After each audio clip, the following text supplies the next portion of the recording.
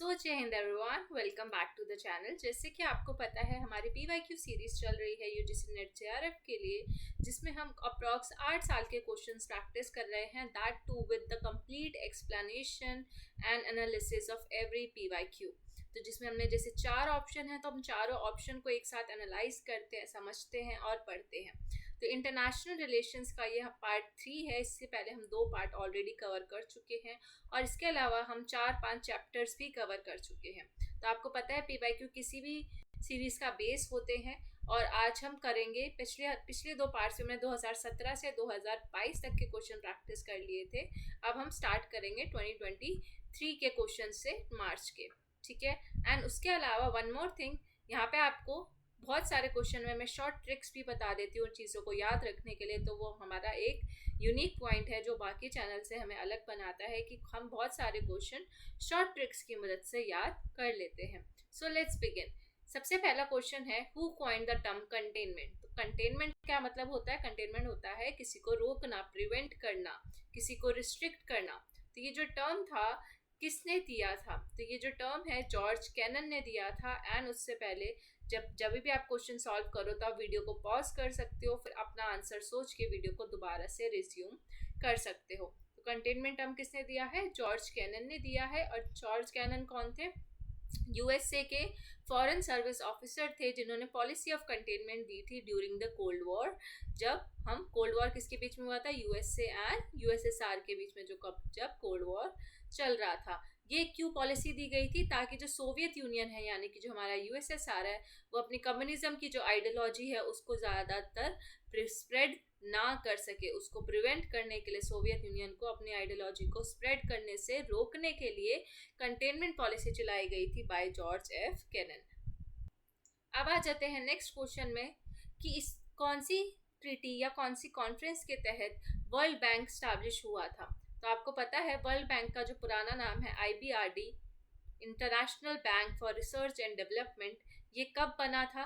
इसकी अगर हम बात करें तो ब्रिटेन वुड्स एग्रीमेंट हुआ था 1944 में, एंड जब जुलाई में स्पेशली। और इसी के तहत 2 ऑर्गेनाइजेशन, यानी वैसे तो 3 बनी थी, 2 उस टाइम पे बनी थी, एक IBRD बनी थी और दूसरा IMF बना था, ठीक है। लेकिन बाद में एक और बनी जिसको आप गैट के नाम से जानते हो, और आज के टाइम में हम उसको वर्ल्ड ट्रेड ऑर्गेनाइजेशन यानी कि WTO बोलते हैं।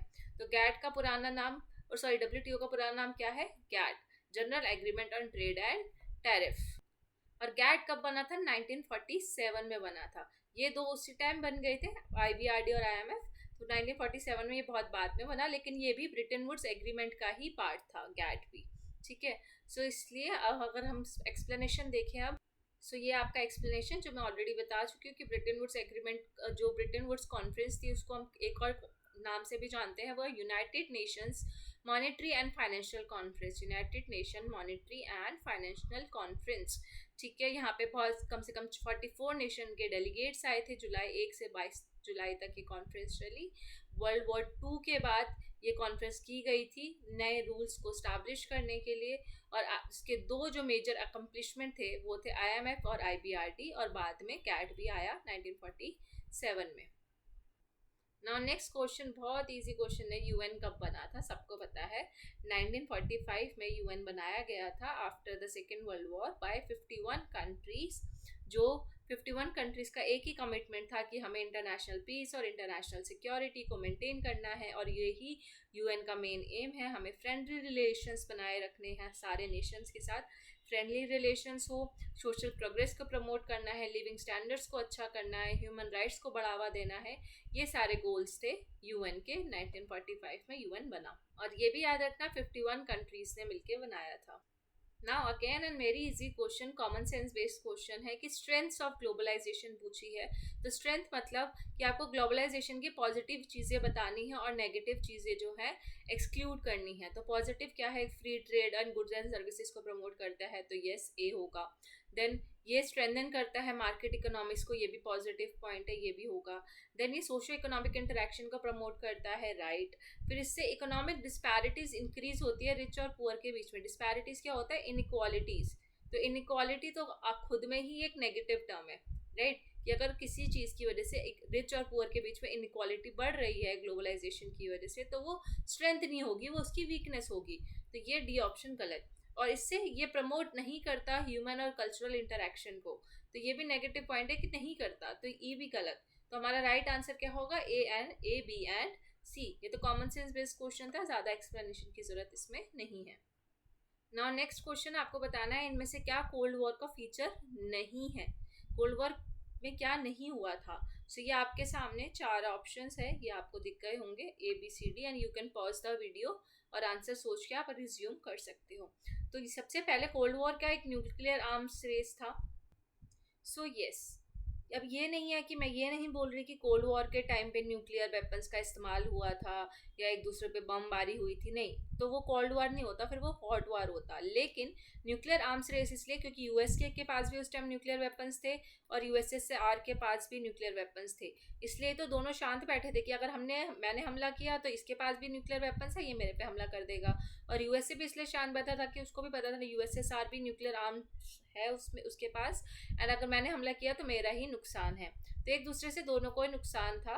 सो दैट्स वाई ये कोल्ड वॉर चलता रहा। और मतलब हम बस ऐसे हूल दे रहे थे कि हाँ मैं हमला कर दूंगा, ये कह रहा था मैं हमला कर दूंगा, मतलब लाइक बोल बच्चन चल रहा था बेसिकली। तो yes, it was a nuclear arms race, क्योंकि दोनों ही कंट्रीज अपने न्यूक्लियर वेपन्स को बढ़ाने में लगी हुई थी। There was a propaganda war, obviously cold war एक प्रोपेगेंडा वॉर था, दोनों ही अपने अपनी आइडियोलॉजी थे। जैसे यूएसए की अपनी आइडियोलॉजी थी कैपिटलिज्म की, यूएसएसआर की अपनी आइडियोलॉजी थी कम्युनिज्म की। तो ये दोनों अपने अपने, ये दोनों क्या है, आइडियोलॉजी क्या है, इनका प्रोपोगेंडा चलाने में लगे हुए हैं। प्रोपोगेंडा क्या होता है? पब्लिक ओपिनियन को अपने एफर्ट्स के थ्रू शेप करना, मतलब लोगों के पब्लिक ओपिनियन को बदलना। तो यस, प्रोपोगेंडा वॉर था ये, दोनों ही अपनी अपनी आइडियोलॉजी को, प्रोपोगेंडा को फैलाने में लगे हुए थे। Then there was an economic blockade against the non-aligned countries. अब पूछा क्या है? नॉट पूछा है, तो ये दोनों तो सही हो गए, ए और बी। तो जहाँ पे ए और बी होंगे वो तो हट जाएगा ऑप्शन, क्यों? क्योंकि हमसे गलत पूछा है और ये दोनों तो सही ऑप्शन है कि ऐसा हुआ था। अब बच्चे कौन सा ऑप्शन? बी भी यहाँ से भी हट गया, तो एक ही ऑप्शन बचता है सी एंड डी, यानी कि ये एक इकोनॉमिक ब्लॉकेड है against the non align countries. तो इसमें तो ऐसा कुछ नहीं था ना कि वो नॉन अलाइन कंट्रीज के अगेंस्ट थे कोल्ड वॉर के टाइम पे। और जो फोर्थ ऑप्शन है कि जो थर्ड वर्ल्ड कंट्रीज है वो डायरेक्टली कोल्ड वॉर में इन्वॉल्व थी, तो ऐसा भी नहीं था कि डायरेक्टली तो वो इन्वॉल्व नहीं थी। ये तो बस दोनों यूएसए भी और यूएसएसआर दोनों ही चाह रहे थे कि हम थर्ड वर्ल्ड कंट्रीज को मैं कब्जा कर लूँ। यूएसए चाह रहा था थर्ड वर्ल्ड कंट्रीज, जो पुअर कंट्रीज है, Asian countries, specially Asia, Africa, Latin America, उस पर मैं अपना प्रोपोगेंडा स्टैब्लिश कर पाऊँ। तो ये डायरेक्टली तो इन्वॉल्व नहीं थे, इनडायरेक्टली इन्वॉल्व थे कहीं ना कहीं। तो सी और डी गलत, इसलिए सी और डी सही ऑप्शन है, क्योंकि हमसे पूछा था नॉट। ये रहा आपका आंसर और ये रहा आपका एक्सप्लेनेशन, जो मैं ऑलरेडी आपको एक्सप्लेनेशन दे चुकी हूँ। चाहे तो आप स्क्रीनशॉट ले सकते हो इस एक्सप्लेनेशन का। जैसे कि मैंने आपको बताया था कि न्यूक्लियर आर्म्स रेस क्यों है, क्योंकि दोनों ही साइड्स, यूएसए की साइड और सोवियत यूनियन की साइड, दोनों ही अपने न्यूक्लियर वेपन्स का जो स्टॉक है उसको बढ़ाने में लगे हुए थे, इसलिए इसको न्यूक्लियर आर्म्स रेस बोला गया। बाकी मैंने आपको प्रोपेगेंडा वॉर क्या है, इकोनॉमिक ब्लॉकेड, ये सब बता ही दिया है। और ये लास्ट कोल्ड वॉर की वजह से बहुत सारे प्रॉक्सी वॉर्स हुए थे थर्ड वर्ल्ड कंट्रीज में, इसलिए वो डायरेक्टली इन्वॉल्व नहीं थी लेकिन इनडायरेक्टली इन्वॉल्व थी। जैसे कोरियन वॉर हुआ, वियतनाम वॉर हुआ, अफ्रीका में, लैटिन अमेरिका कंट्रीज में कन्फ्लिक्ट हुए कोल्ड वॉर की वजह से। सो ये उसका आफ्टर इफेक्ट था, ठीक है, या आफ्टर मैथ बोल सकते हो, but it was not directly involve. अब ये नेक्स्ट क्वेश्चन है आपका असर्शन एंड रीजनिंग का। इसमें ये बोला गया है कि जब से कोल्ड वॉर खत्म हुआ, वर्ल्ड वॉर 2 खत्म हुआ, तब से जो इंटरनेशनल इन्वॉल्वमेंट था, मतलब हमारा जो इंटरनेशनल रिलेशन का जो सिस्टम था, वो वहाँ पे कौन डोमिनेट कर रहा था? अमेरिकन रिलेशंस डोमिनेट कर रहे थे, with the Soviet Union characterised as cold war. तो दो सुपर पावर्स थी उस टाइम पे, वर्ल्ड वॉर 2 खत्म हुआ 1945 में, एंड 2 सुपर पावर्स का राइज हुआ, अमेरिका एंड सोवियत यूनियन। और जिसकी वजह से, इन दोनों सुपर पावर की वजह से एक सीरीज शुरू हुई कोल्ड वॉर की। फिर कोल्ड वॉर जो है वो coloured not only American and American allied Nations. मतलब ये जो रीज़न है वो सिंपल सा ये कहना चाह रहा है कि जो कोल्ड वॉर है, कोल्ड वॉर की वजह से सिर्फ अमेरिका और अमेरिका के अलाइड नेशन, यानी कि अमेरिका के दोस्त, अलाइड नेशन कौन होगा? अलाइंड नहीं होगा, अलाइड होगा, ठीक है। तो अमेरिका और अमेरिका के अलाइड नेशन, मतलब अमेरिका और अमेरिका के जो दोस्त जो थे दोस्त, कौन से, जो कंट्रीज उसकी दोस्त थी, जो कंट्रीज उसकी सपोर्टर्स थी, उनका रिलेशन तो सोवियत यूनियन से खराब हुआ, और सोवियत यूनियन की जो दोस्त थे उनसे भी खराब हुआ। बोलते हैं ना, तो दुश्मन का दुश्मन दोस्त होता है, वैसा वाला। तो क्योंकि अमेरिका को जो सपोर्ट करने वाले हैं, जैसे कि मान लो मैं अमेरिका को सपोर्ट कर रही हूँ, विशाली, ठीक है, और एक तरफ है सोवियत यूनियन, और एक तरफ मान लो आप में से कोई जो भी आपका नाम है, आप मेरे सब्सक्राइबर हो वो, ठीक है, आप सोवियत यूनियन को सपोर्ट कर रहे हो, ठीक है। तो ये अगर मैं अमेरिका को सपोर्ट कर रही हूँ तो मैं इसके भी खिलाफ होंगी, अपने सब्सक्राइबर्स के भी खिलाफ हो जाऊंगी, और मैं सोवियत यूनियन के भी खिलाफ होंगी, क्योंकि मेरे दुश्मन को सपोर्ट कर रहे हैं मेरे सब्सक्राइबर्स, ठीक है। और अमेरिका और सोवियत यूनियन तो आपस में है ही। तो कोल्ड वॉर की वजह से क्या हुआ, अमेरिका और अमेरिका के दोस्त का जो रिलेशन था वो इन कंट्रीज से भी खराब हुआ, यानी कि इन कंट्रीज से भी खराब हुआ, और सोवियत यूनियन के साथ तो खराब था ही, बट साथ ही साथ ये तो चल ही रहा था। लेकिन जो यूएसए था, उसके जो अलाइज थे, यानी कि जो यूएसए और उसके दोस्त थे, उसका बाकी जो नॉन अलाइड नेशंस थे, नॉन अलाइड मतलब जो ऐसे नेशंस जिन्होंने कोल्ड वॉर में इन्वॉल्व नहीं थे, ठीक है, ऐसे नॉन अलाइन थे वो, थर्ड वर्ल्ड कंट्री स्पेशली, तो उनके साथ भी उनका रिलेशन खराब हो रहा था, क्योंकि वो उनका सारा जो प्रेशर था, सारा दामोदर था, वो कोल्ड वॉर में जा रहा था। अब ये अजर्शन है और ये रीजन है। सो मैंने इसको रब कर दिया, बहुत ज़्यादा ख़राब हो गया था। तो अब यहाँ पे अगर हम बिकॉज लगा के देखें तो ये इसका करेक्ट एक्सप्लेनेशन बन रहा है, तो ए ऑप्शन होना चाहिए। देखो कैसे, यहाँ पे पूछा है ना कि जो यहाँ पे जो कीवर्ड है वो यूएसए और सोवियत यूनियन नहीं है, यहाँ पे कीवर्ड है इंटरनेशनल इन्वायरमेंट, कि कैसे इन दोनों की लड़ाई की वजह से इंटरनेशनल इन्वायरमेंट भी प्रभावित हो रहा था, कैरेक्टराइज बाय कोल्ड वॉर, मतलब कोल्ड वॉर की वजह से, वर्ल्ड वॉर 2 के बाद कोल्ड वॉर की वजह से इंटरनेशनल इन्वायरमेंट भी डोमिनेट हो रहा था किससे, अमेरिका के रिलेशन जो थे ना सोवियत यूनियन के साथ, उसकी वजह से इंटरनेशनल इन्वायरमेंट यानी कि इन दो कंट्रीज को छोड़ के जो बाकी जितनी कंट्रीज है, नॉन अलाइन कंट्रीज, वो भी डोमिनेट हो रही थी कहीं ना कहीं। तो यहाँ पे वही रीजन यहाँ पे नीचे दे रखा है कि यस, क्योंकि जो कोल्ड वॉर था उसका असर इनके दोस्तों पे भी हुआ, सोवियत यूनियन पे भी हुआ, और यूएसए की वजह से जो उसके नॉन अलाइन नेशंस थे उसके साथ भी रिलेशंस जो थे अफेक्ट हो रहे थे। तो इसलिए हम बोल सकते हैं कि yes, it was dominated by American relations with the Soviet union. कौन डोमिनेट हो रहा है, इंटरनेशनल इन्वायरमेंट भी डोमिनेट हो रहा है, यानी कि ये कंट्रीज भी डोमिनेट हो रही है इनकी लड़ाई की वजह से, ठीक है। क्योंकि कुछ कंट्रीज ऐसी हैं जो अमेरिका को सपोर्ट कर रही हैं, और कुछ कंट्रीज ऐसी है जो सोवियत यूनियन को सपोर्ट कर रही हैं। तो दैट्स वाई, क्योंकि हम उनको सपोर्ट कर रहे हैं तो हम आपस में भी हमारी अच्छी नहीं बन पाएगी। इससे पहले जैसे मान लो विशाली और विशाली के जो सब्सक्राइबर्स हैं वो अच्छे दोस्त थे, लेकिन अब हमारे जो, मैंने अमेरिका को सपोर्ट करना शुरू कर दिया, आपको सोवियत यूनियन को सपोर्ट करना शुरू कर दिया, तो हम दोनों में भी खटास आ जाएगी कि यार तू इसको क्यों सपोर्ट कर रहा है, तो मेरा एक दोस्त था। तो उसमें भी लड़ाइयाँ हो जाती है ना कभी कभी, आपके दोस्तों के साथ आप बहुत अच्छी दोस्ती है, लेकिन अगर आपका कॉन्फ्लिक्ट ऑफ इंटरेस्ट हो गया या आपकी आइडियोलॉजी मैच नहीं करी तो आपकी तब भी लड़ाई हो जाती है। तो आई होप आपको ये पूरा क्वेश्चन समझ आया होगा, और ये कैसे ये करेक्ट एक्सप्लेनेशन है आपको समझ आ गया होगा।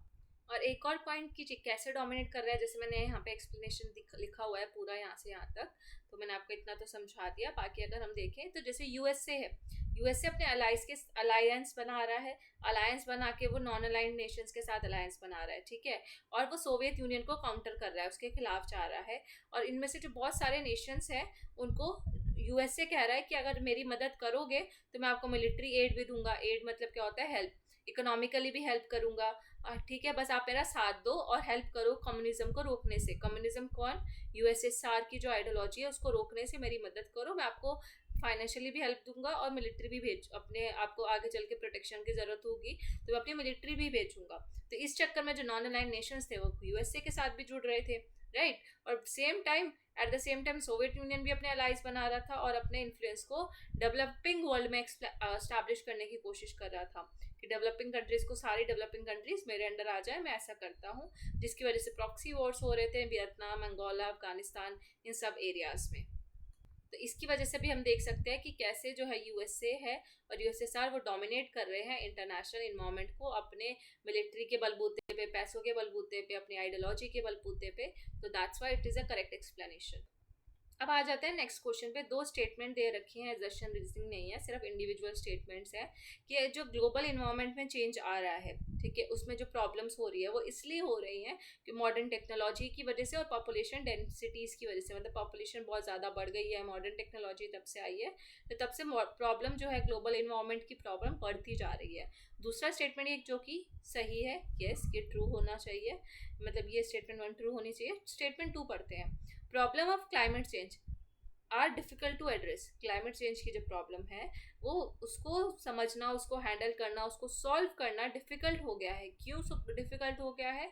क्योंकि ये इंटर जनरेशनल और इंट्रा इंट्रा होता है विद इन, और इंटर होता है दो लोगों के बीच में, जब होते हैं दो कंट्रीज या बहुत सारी कंट्रीज के बीच में, वो होता है इंटर, ठीक है। और इंट्रा आपने सुना inter, inter school competition, intra school competition, वैसा। तो inter generational collective action problems की वजह से हो रहा है। तो ये भी सही है कि हाँ भाई कलेक्टिव एक्शंस, जो लोग हैं वो आपस में कलेक्टिव एक्शन नहीं ले पा रहे हैं, सब एक साथ मिलके नहीं आ रहे हैं, जिसकी वजह से क्लाइमेट चेंज की प्रॉब्लम बढ़ती जा रही है। क्योंकि अगर हमें क्लाइमेट चेंज एक ऐसा मुद्दा है जिसके लिए सबको एक साथ आना पड़ेगा, ठीक है, कोई एक कंट्री या कुछ कंट्रीज मिलकर उसको सॉल्व नहीं कर सकती।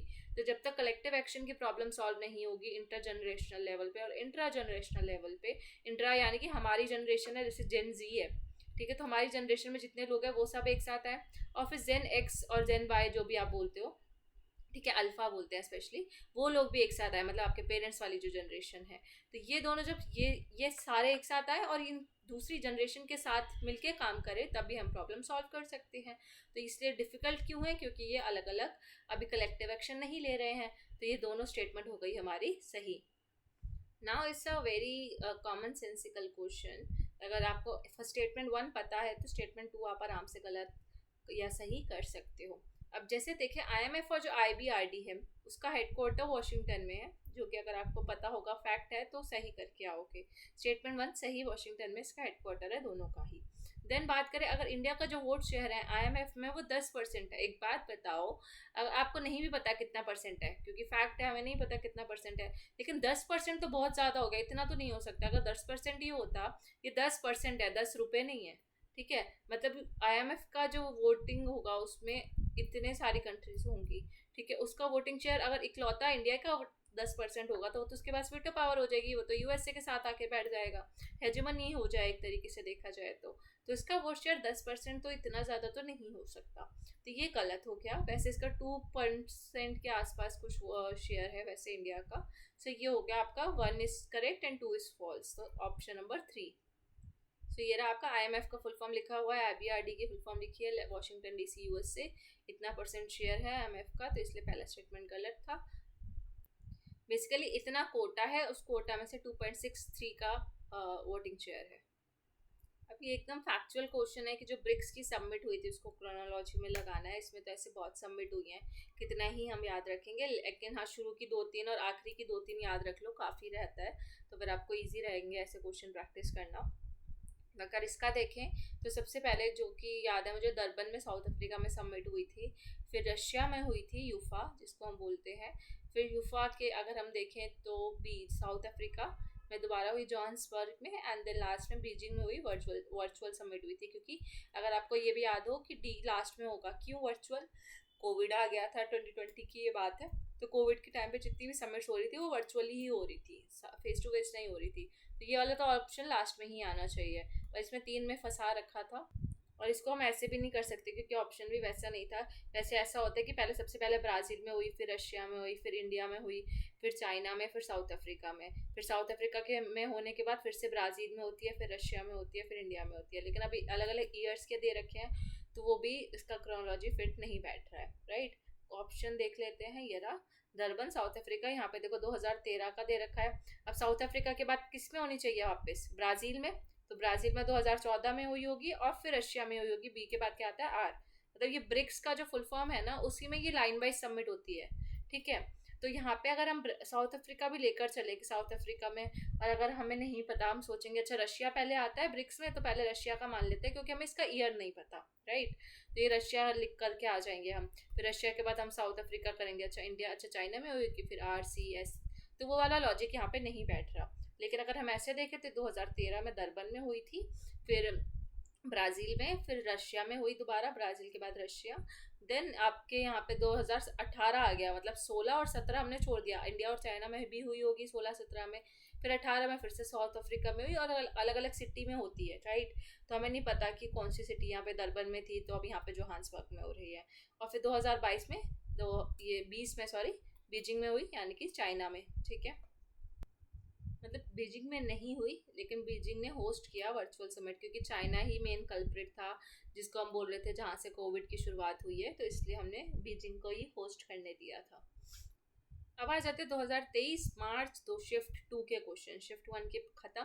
प्रॉब्लम सॉल्विंग थ्योरी किसने दी है, वो अगर आपको पता है तो आप ये पूरा आराम से क्वेश्चन सॉल्व कर सकते हो बिना बाकी चीज़ें पढ़े। तो problem solving theory takes the world as it finds it, ठीक है। जो जैसा है, प्रॉब्लम सॉल्विंग थ्योरी में हम क्या करते हैं, जो जैसा है उसको वैसे ही रहने देते हैं, ठीक है, कुछ मॉडिफिकेशन नहीं करते। With the prevailing social and power relationship, जो मतलब जो जैसा है उसके जैसे सोशल रिलेशन है, पावर जितनी है उसके हिसाब से ही हम उसको ट्रीट करते हैं। And the institution into which they are organise, और ये जो चीज़ है, जैसे मान लो ये कोई पर्टिकुलर है तो ये किस इंस्टीट्यूशन का पार्ट है, ठीक है, वो हम देखते हैं as the given framework for action, ताकि फिर उस पर हम एक्शन परफॉर्म कर सके, उसको सॉल्व कर सके उस पर्टिकुलर प्रॉब्लम को। तो ये जो प्रॉब्लम सॉल्विंग थ्योरी थी वो थी रॉबर्ट कॉक्स की। तो ये रहा आपका आंसर। एंड सेम मैंने जो भी बताया कि डिफरेंस, ये जो रॉबर्ट कॉक्स थे वो प्रॉब्लम सॉल्विंग थ्योरी और क्रिटिकल थ्योरी के बीच का डिफरेंस बताते हैं कि दोनों आपस में कैसे अलग है। तो प्रॉब्लम सॉल्विंग थ्योरी का तो ऊपर डेफिनेशन लिखा था कि जो जैसा है वर्ल्ड जैसा है हम वैसे ही वर्ल्ड को देखते हैं, उस वर्ल्ड में क्या सोशल और पावर रिलेशनशिप्स हैं, उसमें क्या क्या इंस्टीट्यूशंस हैं, किस तरीके से ऑर्गेनाइज हैं, और फिर हम उसको एक गिवन फ्रेमवर्क ऑफ एक्शन में डालते हैं। और उसका जो एम क्या होता है, प्रॉब्लम सॉल्विंग थ्योरी का इकलौता एम ये है कि जो इंस्टीट्यूशंस हैं उनके आपस में अच्छे रिलेशन बनाए रखना, जो हमारी संस्थान है कि वो आपस में अच्छे रिलेशन बनाए रखे, वही प्रॉब्लम सॉल्विंग थ्योरी का मेन एम होता है। वेरएज जो क्रिटिकल थ्योरी होती है वो तो उसका उल्टा होती है, इसमें स्मूथनेस को तो हर बात पे हम क्रिटिसाइज करने लग जाते हैं कि क्या गलत है क्या नहीं, एनालिसिस करना लग जाते हैं, प्रोज एंड कॉन्स देखते, तो वो क्रिटिकल थ्योरी में आ जाता है। अभी हमने पिछले पीवाईक्यू में भी किया था, जिसमें मैंने आपको बताया था सिक्योरिटी रिजीम्स किसने दिया है, सिक्योरिटी डिलेमा किसने दिया है। तो आपको ये रॉबर्ट जर्विस और जॉन हर्ट्ज ये सब नाम आपने पढ़े होंगे, मैच द फॉलोइंग में वो क्वेश्चन था, ठीक है। तो अगर हम सिक्योरिटी रिजीम की बात करें तो किसका था, रॉबर्ट जर्विस। सिक्योरिटी डिलेमा किसका है, जॉन हर्ट्ज।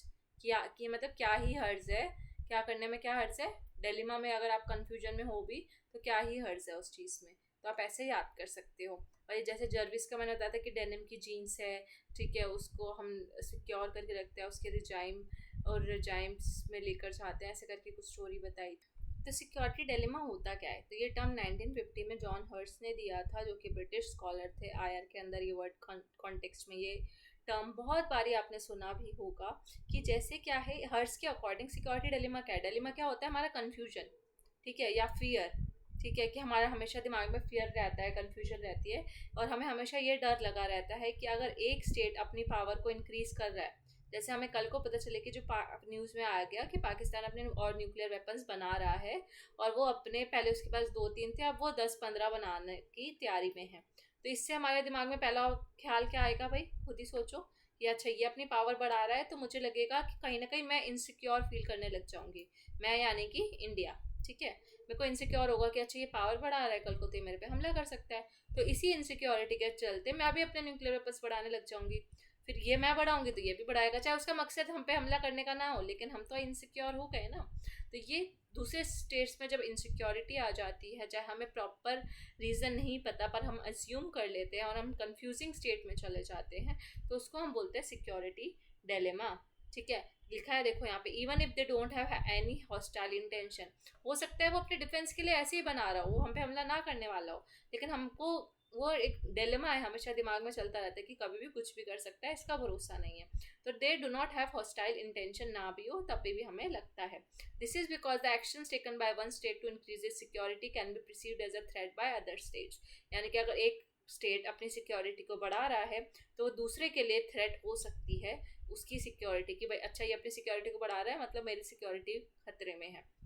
और इससे क्या होता है, हमारे बीच में एक इनसिक्योरिटी आती है, टेंशन आती है, और इसी इनसिक्योरिटी और टेंशन के चलते हम भी अपने न्यूक्लियर वेपन्स बढ़ाते हैं, फिर जब हम बढ़ाते हैं फिर वो भी बढ़ाते हैं, तो ऐसे करते करते हम एक स्पाइरल में फंस जाते हैं। ठीक है, तो example arms race during the cold war इसका बेस्ट एग्जाम्पल है सिक्योरिटी डिलेमा का, कि उसे लग रहा था कि यूएसए बढ़ा रहा है, और यूएसएसआर को लग रहा था यूएसए बढ़ा रहा है, यूएसए को लग रहा था यूएसएसआर अपने न्यूक्लियर वेपन्स इंक्रीज कर रहा है। इसलिए हमने थोड़ी देर पहले क्वेश्चन में पढ़ा था, ये क्या था, न्यूक्लियर आर्म रेस।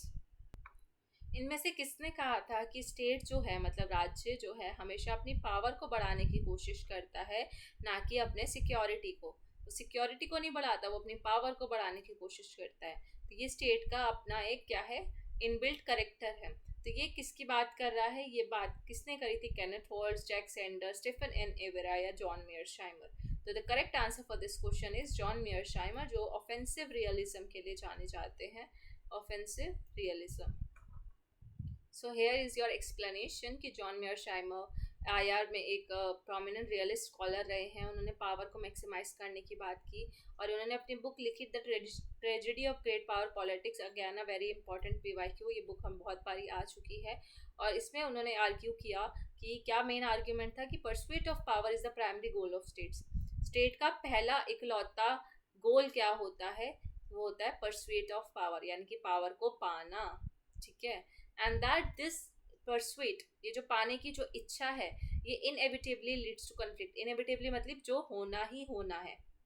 क्या होता है इनएविटेबल, जो होना ही होना है, जो मतलब होके ही रहेगा। ठीक है, उसको रोका नहीं जा सकता। तो ये जो पावर पाने की जो इच्छा है ना स्टेट में, इससे क्या होगा, हमेशा कन्फ्लिक्ट होंगे, कॉम्पिटिशन रहेगा स्टेट्स के बीच में, राइट। ये तो सही बात है, अगर मैं आज को अपनी पावर बढ़ाना चाहती हूँ तो कहीं ना कहीं हमेशा क्या होगा, अपनी पावर जब हम बढ़ाएंगे तो दूसरी कंट्रीज को डर लगेगा, सिक्योरिटी डिलेमा होगा, एंड वो हमेशा हम कॉन्फ्लिक्ट और कंपटीशन की सिचुएशन में रहते ही रहते हैं। इसको हम बोलते हैं ऑफेंसिव। ठीक है, कि एकदम अटैक मोड में चल रहे हो भाई। ये argues that international system is characterised by anarchy. Obviously realism कोई भी हो, चाहे वो नियो रियलिज्म हो, क्लासिकल रियलिज्म हो, हम उनको ये लगता है कि अराजकता है। कहाँ पे, इंटरनेशनल सिस्टम में, अंतर्राष्ट्रीय स्तर पे अनार्की है, meaning that there is no higher authority above states that can enforce rules.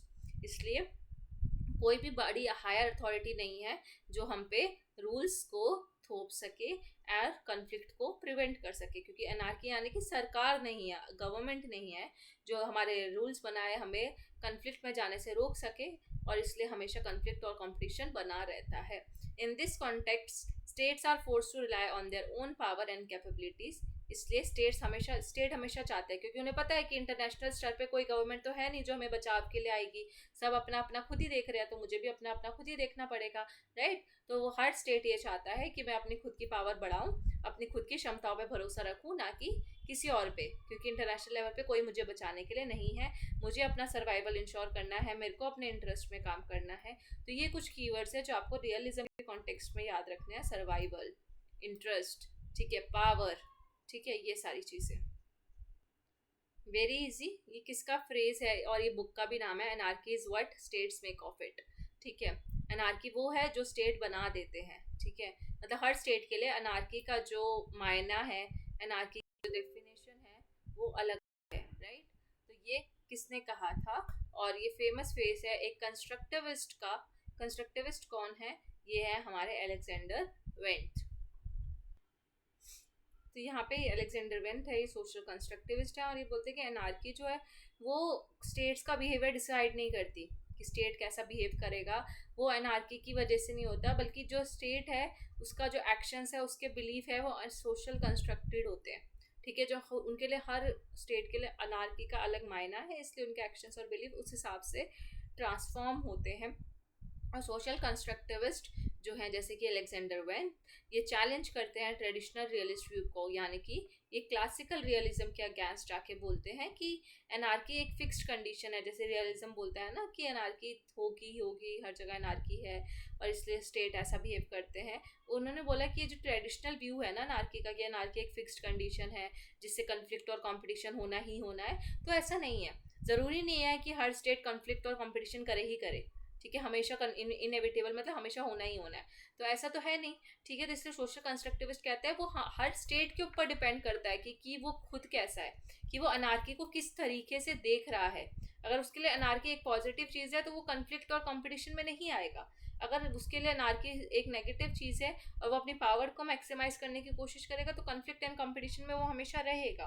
तो ऐसा नहीं है कि हमेशा कन्फ्लिक्ट और कंपटीशन बना रहेगा, स्टेट टू स्टेट डिपेंड करता है ये चीज़। और इसी से हम स्टेट का बिहेवियर जो है डिटरमाइन करते हैं। ये सोशली कंस्ट्रक्टेड होता है, जैसा समाज वैसा बिहेवियर। तो ये जो स्ट्रक्चरल रियलिज्म है स्पेशली, या स्ट्रक्चरल कौन सा, नियो रियलिज्म। तो नियो रियलिज्म कहता है ना कि स्ट्रक्चर जो है वो एक कंस्ट्रेंट होता है इंटरनेशनल रिलेशन पे, स्ट्रक्चर से ही डिटरमाइन होता है। तो वैसे कंस्ट्रक्टिविस्ट कह रहे हैं ऐसा नहीं है कि सिर्फ आईआर जो है हम अपने स्ट्रक्चर से डिटरमाइन कर सकते हैं, बल्कि आईआर जो है हमारा परसेप्शन और हमारे बिलीव्स, हमारे यानी कि उस सिस्टम के, उस स्टेट के बिलीव्स और परसेप्शन देखने का नजरिए पे भी डिपेंड करता है। और स्टेट जो है इंटरनेशनल सिस्टम को शेप कर सकते हैं, शेप यानी कि चेंज कर सकते हैं अपनी डिफरेंट आइडेंटिटीज़ के माध्यम से, अपने डिफरेंट इंटरेस्ट, डिफरेंट नॉर्म्स के माध्यम से, जिससे कि डिफरेंट पैटर्न्स ऑफ कॉपरेशन भी हो सकता है और कन्फ्लिक्ट भी हो सकता है। डिपेंड करता है उनकी बिलीफ सिस्टम, परसेप्शन पे, नॉर्म्स पे। ठीक है, तो कॉपरेशन और कन्फ्लिक्ट कुछ भी हो सकता है। अब आपको बताना है इनमें से ऐसे कौन से यूएन ऑफिसेस हैं जो पीस को प्रमोट करने के लिए और पीस को मेंटेन करने की बात करते हैं। तो इसमें से आपका जो आंसर है वो 3 ऐसी ऑर्गेनाइजेशन है यहाँ पे जो पीस मेंटेन करती हैं, प्रमोट करती हैं, और एक ऐसी है जो नहीं करती। तो अगर आप नहीं वाली बता देते हो खुद सोच के अभी वीडियो पॉज करके, तो बाकी आपके 3 आंसर हो जाएंगे। सो ये है आपका सिक्योरिटी काउंसिल। तो ऑब्वियसली सिक्योरिटी का मतलब सिक्योरिटी काउंसिल का मेन एम ही ये है कि इंटरनेशनल पीस को बनाना, प्रमोट करना। सेक्रेटरी जनरल जो होता है, यूएन सेक्रेटरी जनरल, उसको वो भी कहीं ना कहीं इस पीस को स्टैब्लिश करने में मदद करता है। जनरल असेंबली भी पीस के लिए काम करती है। ठीक है, पीस कीपिंग ऑपरेशंस वगैरह। इकोसॉक जो है वो हमारा इकोनॉमिक और सोशल डेवलपमेंट के लिए है, तो वो इसके लिए नहीं है, पीस वगैरह के लिए। तो डी ऑप्शन नहीं होगा, इसका आंसर होगा ए, बी और सी। जैसे आपके पास ये मल्टीपल चॉइस वाला क्वेश्चन था, ये रहे आपके 4 ऑप्शन, ये रहा आंसर 1। तो सिक्योरिटी काउंसिल का क्या काम है, इंटरनेशनल पीस और सिक्योरिटी को बनाए रखना। उसकी पहली इकलौती रिस्पॉन्सिबिलिटी क्या है सिक्योरिटी काउंसिल की, कि कोई भी जो कन्फ्लिक्ट हो रहे हैं, जो भी लड़ाइयाँ कन्फ्लिक्ट हो रहे हैं, उसको रिजॉल्व करना, उसको प्रिवेंट करना, उसको मैनेज करना। ठीक है, सही ठीक करो, उसको रोको और मैनेज करो। सेक्रेटरी जनरल का क्या काम है, वो एक चीफ एडमिनिस्ट्रेटिव ऑफिसर होता है यूएन का, यूएन सेक्रेटरी जनरल, जिसका इंपॉर्टेंट काम होता है इंटरनेशनल पीस और सिक्योरिटी को प्रमोट करना। तो इनका काम है मेंटेनेंस, इनका काम है प्रमोट करना। ठीक है, जनरल असेंबली का क्या काम है, जनरल असेंबली एक डेलिब्रेटिव बॉडी है। डेलिब्रेटिव बॉडी क्या होता है, जो डिस्कशन, डिबेट्स वगैरह करती है। ठीक है, यूएन की, जहाँ पे जितने वोटिंग्स होती हैं, वीटो पावर वगैरह, and has role in promoting, ये भी इंटरनेशनल पीस और सिक्योरिटी को प्रमोट करती है। लेकिन अगर बात करें इकोसॉक, इकोसॉक क्या है, इकोनॉमिक एंड सोशल काउंसिल। इसका काम क्या है, इंटरनेशनल कॉपरेशन करना। किस चीज़ के लिए कॉपरेट कराना, इकोनॉमिक इशूज़ पे, सोशल मुद्दों पे, कल्चरल इशूज़ पे आपस में कॉपरेशन का काम होता है इकोसॉक का। ये सारी जो है आपको मैंने एक ऑलरेडी वीडियो बना दिया है 20 मिनट्स का, ट्रिक के साथ मैंने आपको याद कराए हैं। यूएन के जो चैप्टर वाला वीडियो है, जिसमें मैंने आपको यूएन चार्टर के सारे चैप्टर्स याद कराए हैं, उनका मीनिंग और ये सब, तो वो आप ज़रूर से देख लेना, उसमें आपको काफ़ी हेल्प होगी। ट्रिक्स के साथ मैंने याद करा दिया है, लिंक आपको डिस्क्रिप्शन में मिल जाएगा। Next question. Which are the important conclusion of L. Richardson in Statistics of Deadly Quarrels? So सबसे पहले तो आपको क्वेश्चन के अंदर ही एक और क्वेश्चन मिल गया। अगली बार को अगर पूछा जाता है कि जो स्टैटिस्टिक्स ऑफ डेडली क्वारल्स है ये किसकी बुक है, ठीक है, तो आपको याद रखना है कि जो डेडली क्वारल्स है वो है रिचार्डसन। तो रिचार्ड ने जो उसका सन था, उसका बेटा था, उसको मार दिया, डेड डिक्लेयर हो गया। ठीक है, उन दोनों के बीच में बहुत क्वारल हुआ। क्वारल क्या होता है, फाइट। ठीक है, तो उसके बीच में रिचार्ड और उसके बेटे के बीच में बहुत फाइट हुई, और फाइट हुई तो वो क्या हो गया, उसका बेटा मर गया। उसके बाप ने खुद अपने बेटे को लड़ाई में मार दिया। तो डेडली क्वारल यानी कि इतनी खतरनाक लड़ाई थी कि एक मर ही गया। ठीक है, तो रिचार्डसन का आपको याद रखना है, रिचार्डसन की बुक है स्टैटिस्टिक्स ऑफ डेडली क्वारल्स। अब आ जाते हैं क्वेश्चन पे। अब एक और हमने क्वेश्चन से ही एक और क्वेश्चन बना लिया, ऐसे क्वेश्चन बनते रहते हैं। फिर ओके, 4 ऑप्शन है, आप खुद से वीडियो पॉज करके पढ़ो और आंसर सोचो। इसका भी जो है करेक्ट आंसर आपको इसमें मिलेगा मल्टीपल चॉइस में, A B C, C B D. तो कोई भी 3 ऑप्शन आपके पास जो करेक्ट है और एक जो है इनकरेक्ट है। ठीक है, तो ये है आपके ऑप्शन BCD, ABD, ACD और ABC। ठीक है, अब देख लो, आप अपने क्वेश्चन सोच लो, आंसर सोच लो, and then we will begin again. So एक एक करके हम सारे ऑप्शंस देखते हैं। तो पहला ऑप्शन है the problem of war does not rise from the diabolism of one और few states. So basically diabolism का मतलब है जब कोई इंडिविजुअल हो गया या कोई ग्रुप हो गया, जब वो टॉर्चर करते हैं, क्रुएलिटी करते हैं, एट्रोसिटीज़ करते हैं या साइकोलॉजिकल वॉरफेयर करते हैं। ठीक है, तो उसको ये डायबॉलिज्म की ही डिफरेंट फॉर्म्स है जब ये इंडिविजुअल के द्वारा की जाती है, तो उसको बोलते हैं डायबॉलिज्म।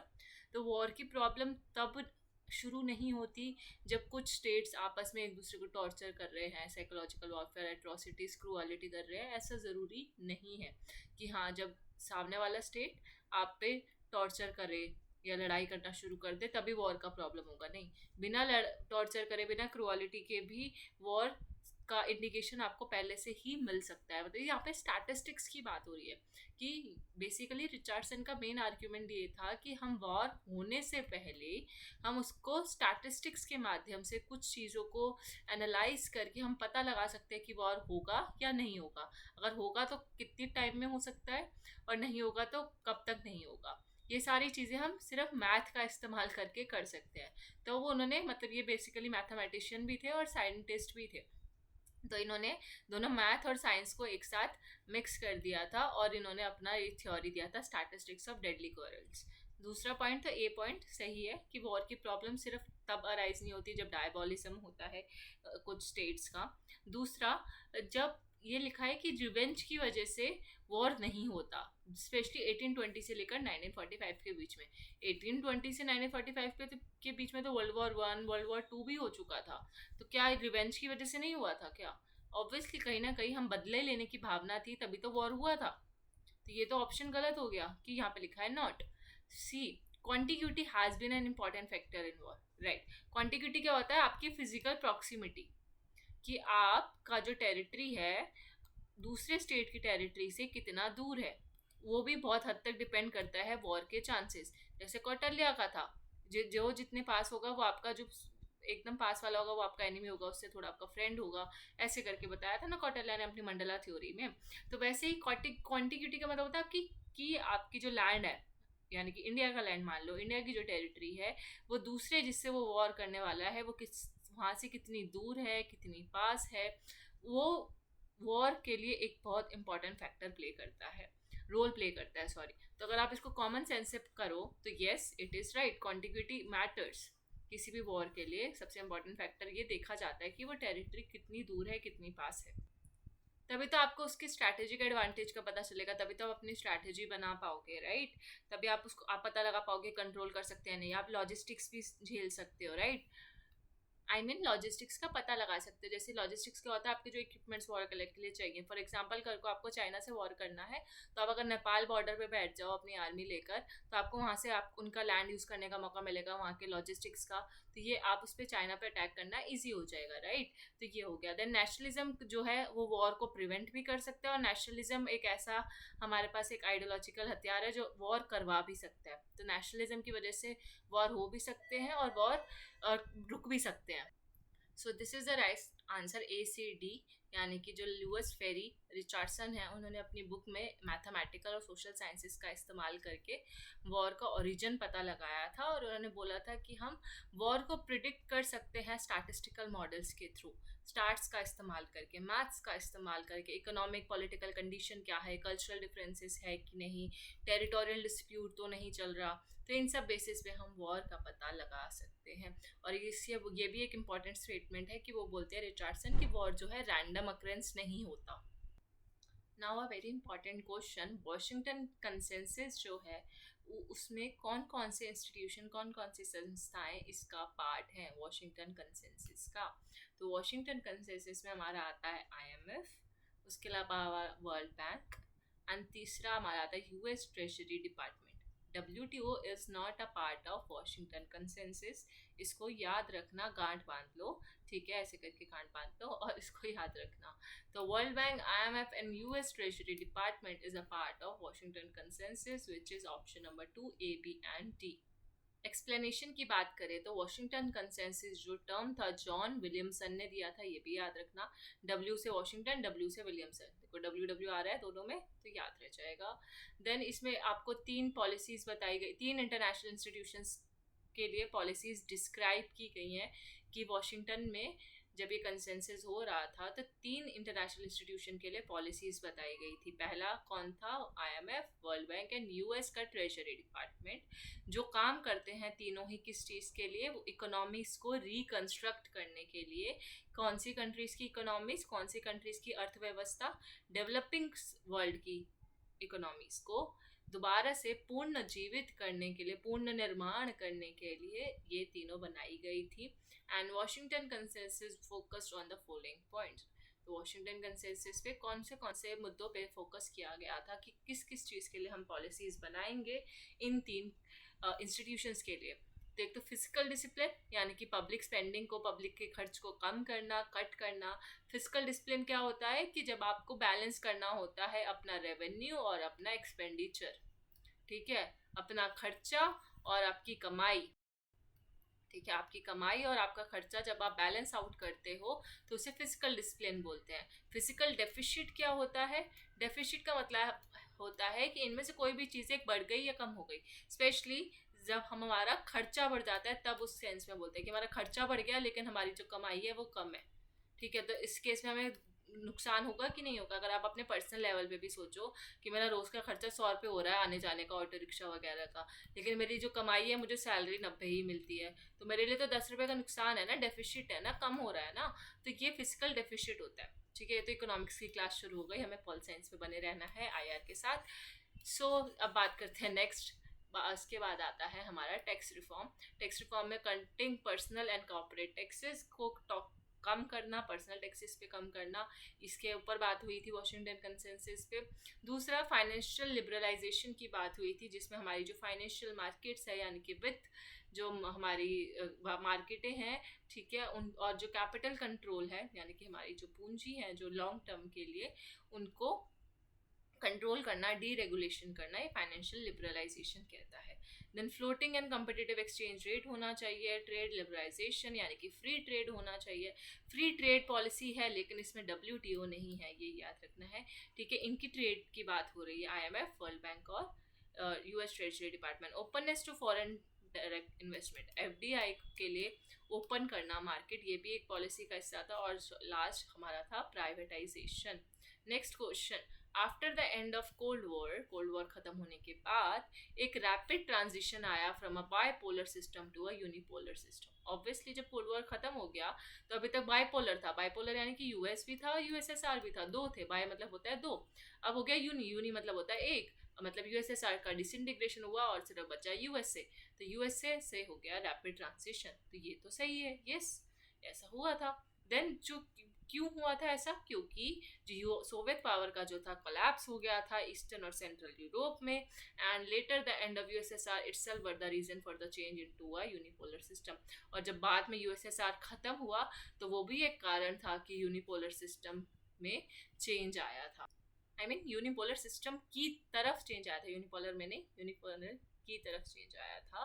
तो USSR, ये तो इसका डायरेक्ट रीजन बन रहा है। अगर आप बिकॉज लगा के पढ़ो कि बाइपोलर से यूनिपोलर हो गया, क्यों यूनिपोलर हो गया? क्योंकि सोवियत पावर जो थी कोलैप्स हो गई, USSR डिसइंटीग्रेट हो गया और इसलिए यूनिपोलर सिस्टम आ गया। तो ये तो पूरा रीजन और असम्पशन सही बैठ रहा है, तो A option is right. Now next question, USA जो है वो बहुत डोमिनेंट पावर बन गया वर्ल्ड वॉर 2 के बाद। तो वर्ल्ड वॉर 2 खत्म हुआ हमारा 1945 में, और उसके बाद USA जो था बहुत डोमिनेट करने लग गया, डोमिनेंट हो गया, हेजेमनी हो गई।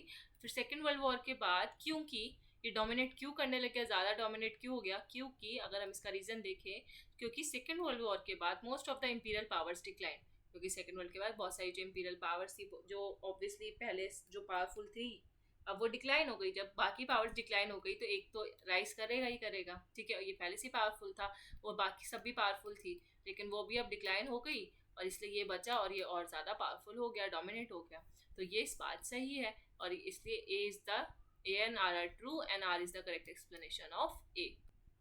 क्योंकि यूरोपियन पावर्स का वैसे ब्रिटेन थी, फ्रांस थी, जर्मनी थी, ये सारी वीक हो गई थी, ये भी तो इंपीरियल पावर्स थी ना, तो ये सारी वीक हो गई और इनको अपना इकोनॉमीज को, क्योंकि वर्ल्ड वॉर में इतना पैसा खर्च कर चुके थे, इतनी एट्रोसिटीज हो चुकी थी, इतना इनका नुकसान हो चुका था, तो ये स्ट्रगल कर रही थी। वेयरएज यूएस तो जीत गया और वो डोमिनेट कर गया बस।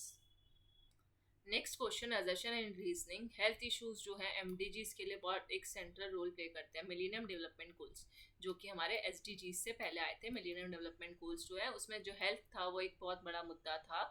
3 आउट ऑफ 8 गोल्स, 8 गोल्स थे, 8 में से 3 गोल ऐसे थे जो कि हेल्थ रिलेटेड इशू पे बात करते थे, इसलिए ये सेंट्रल मुद्दा था। तो बिकॉज लगाए तो yes it is the right A and ये इसका करेक्ट एक्सप्लेनेशन होगा, तभी तो सेंट्रल होगा ना।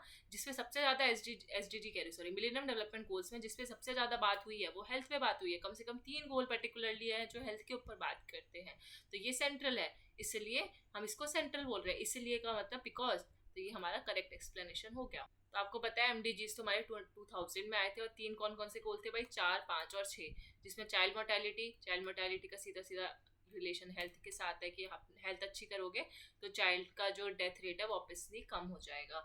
मैटरनल हेल्थ को इम्प्रूव करना है हेल्थ से रिलेटेड, माँ की हेल्थ से रिलेटेड, ये बच्चों की हेल्थ से रिलेटेड।